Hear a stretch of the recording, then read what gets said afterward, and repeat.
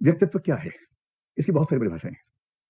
जो स्थूल किस्म के लोग हैं उनकी नजर में व्यक्तित्व का मतलब होता है चेहरा, मोहरा, वजन, आकार, आकृति, लंबाई, चौड़ाई, रंग, ये सब। स्थूल का मतलब मोटी बुद्धि के लोग। ठीक। जो मोटी बुद्धि के लोग हैं व्यक्तित्व की परिभाषा ऐसे करते हैं, क्या पर्सनैलिटी है, देख सामने आ रहा है, देख क्या पर्सनैलिटी है, उसको देख क्या पर्सनैलिटी है, बाप रे बाप, कौन नहीं मर जाएगा। तो जब आप ऐसे मसले में पर्सनैलिटी शब्द का इस्तेमाल करते हैं, दरअसल आप उस शब्द का दुरुपयोग कर रहे हैं, अच्छा उपयोग नहीं कर रहे हैं। तो पर्सनैलिटी क्या है? इसको लेकर मनोविज्ञान में एक सुपरफिशियल अप्रोच है जो मैंने आपको बताई, एक सब्सटेंटिव अप्रोच है जिसका मतलब है कि व्यक्तित्व का सब्सटेंस देखना चाहिए। लेकिन अभी मेरा पर्पस पर्सनैलिटी के सारी परिभाषाओं के मत वैभिन्न पर बात करने की बजाय ये है कि कैसे हमारी पर्सनैलिटी के भीतर बहुत सारे पक्ष शामिल हैं, ये समझें। तो अगर कोई आपसे पूछे पर्सनैलिटी क्या है, सिंपल सी बात, पर्सनैलिटी क्या है? आप मुझे मोटा मोटा ये बताइए, पर्सनैलिटी में जो चीजें होती है स्थायी होती हैं, एकदम अस्थायी होती हैं, या सामान्यतः स्थायी होती हैं? सामान्यतः स्थायी होती हैं। तो पहला पॉइंट मैं नोट कर लेता हूं, स्थायी, सामान्यतः स्थायी। मनोविज्ञान की दुनिया में कुछ भी ऐसा स्थायी नहीं होता। इसका मतलब यही होता है कि जब तक बड़ा कारण नहीं होगा तब तक चेंज नहीं होगा। इसी को बोलते हैं सामान्यतः स्थायी, या रिलेटिवली स्टेबल, या ड्यूरेबल, या जिसमें एंड्योरेंस हो, ये सब शब्दों का इस्तेमाल कर लेते हैं। ठीक है।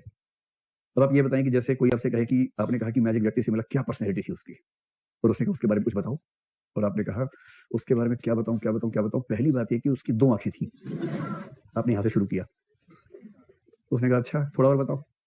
फिर आपने कहा उसके कान भी 2 थे, और तो और उसके हाथ भी 2 थे, पैर भी 2 थे, दांत गिने नहीं किंतु 30 के आसपास लग रहे थे, और ऐसे ऐसे कुछ बातें आपने बोली, मान लीजिए। ठीक है। आप कह सकते हैं कि उसकी नाक एक थी, और जो बेसिक बातें हैं, उंगलियां 5 दोनों हाथों में थी। तो इतनी बातें अगर आपने कही उसके बारे में, तो क्या इससे उसके व्यक्तित्व के बारे में कुछ प्रकाश पड़ा या नहीं पड़ा? नहीं पड़ा। तो आपका व्यक्तित्व क्या है? आपका व्यक्तित्व उन विशेषताओं का समुच्चय है जिनकी वजह से आप दूसरों से अलग होते हैं, जिनकी वजह से सब लोग एक जैसे हैं। वो आपकी पर्सनैलिटी थोड़ा ना हो, तो नेचुरल सी बात है, प्राकृतिक विशेषता है।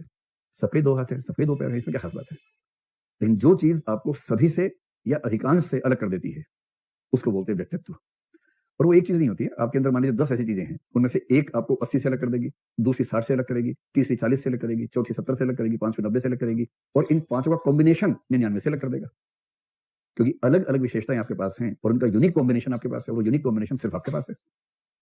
और इस प्रकार पर्सनैलिटी की दूसरी बात यह हुई कि स्थायी तो है, इसमें मेन बात है जो आपको अलग या विशिष्ट बनाए, जिसकी वजह से आप बाकियों से अलग रूप में जाने जाते हैं, पहचाने जाते हैं, समझे जाते हैं।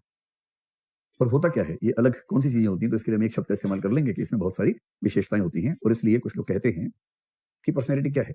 स्थायी गुणों का वह समूह जिसकी वजह से कोई व्यक्ति बाकी व्यक्तियों से अलग और विशिष्ट रूप में जाना जाता है। So simple. ये स्थायी क्या है? स्थायी गुण कह लीजिए या स्थायी विशेषताएं कह लीजिए। गुण का मतलब अच्छे सेंस में नहीं है, गुण का मतलब नॉर्मल सेंस में, जो उसकी विशेषताएं हैं इस सेंस में। क्योंकि यदि 100 व्यक्तियों में से एक व्यक्ति मक्कार है एकदम और बाकी सारे शरीफ हैं, तो उसका मक्कारत्व ही उसका व्यक्तित्व है।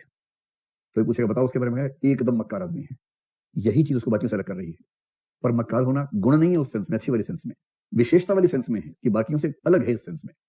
तो यहां गुण शब्द का मतलब अच्छे सेंस में नहीं है, केवल अलग वाली सेंस में है, विशेषता की सेंस में है।